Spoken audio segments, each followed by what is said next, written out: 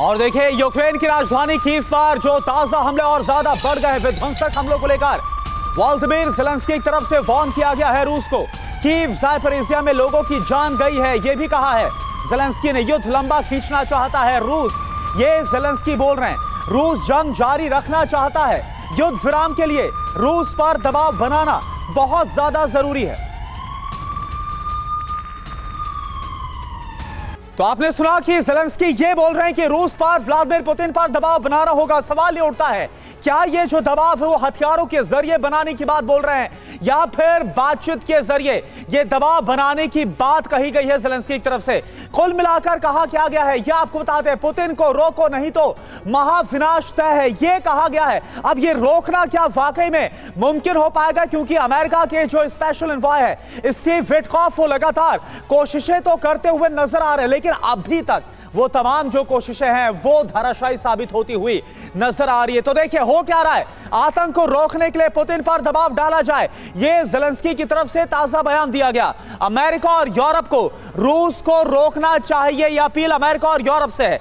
Putin जंग लंबी खींच रहे हैं, वो युद्ध नहीं रोकना चाहते हैं। यूक्रेन बिना शर्त युद्ध विराम चाहता है, बिना कूटनीतिक दबाव के मॉस्को तबाही मचाता रहेगा, यह ज़ेलेंस्की की तरफ से कहा गया। अब इसके मायने आप समझिए, युद्ध का कसूरवार रूस को बताने की कोशिश हो रही है, यूक्रेन शांति के पक्ष में है, यह संदेश देने की कोशिश हो रही है। और इस पर हम और ज्यादा बात करते हैं। एम्बेसडर महेश सचदेवा सर, ये मुझे आप बताइए कि जो ज़ेलेंस्की बोल रहे हैं कि पुतिन पर और दबाव बनाना होगा, क्या वाकई में ऐसा आपको लग रहा है कि मुमकिन हो पाएगा? क्योंकि जो स्टीव विटकॉफ है वो तो तमाम कोशिशें कर रहे हैं, अमेरिका के स्पेशल एनवॉय, लेकिन जो हमले हैं, जो विध्वंस है, वो वॉर जोन में खत्म होने का नाम नहीं ले रहा।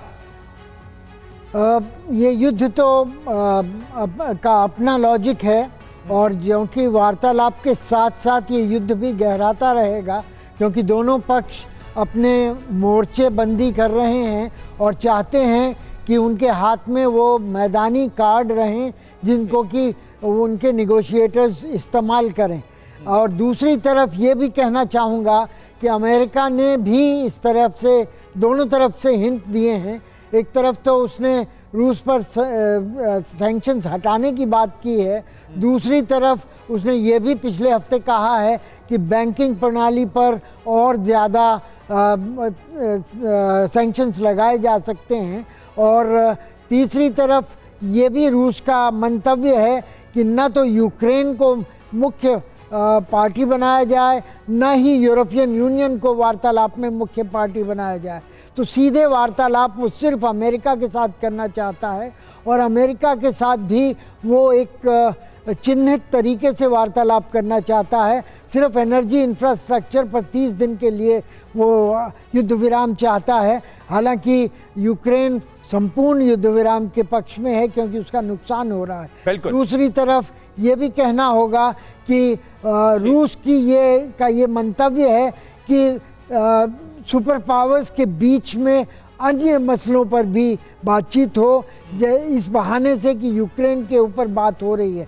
यूक्रेन पे रूस कोई कंसेशन नहीं देने वाला है, लेकिन ईरान और मध्य पूर्व पर वो कंसेशन देने की परिस्थिति बिल्कुल में बिल्कुल। बहुत बहुत विस्तार से आपने बहुत अच्छे तरीके से हमारे दर्शकों को समझाया इस वक्त किस तरह के समीकरण बनते हुए नजर आ रहे हैं।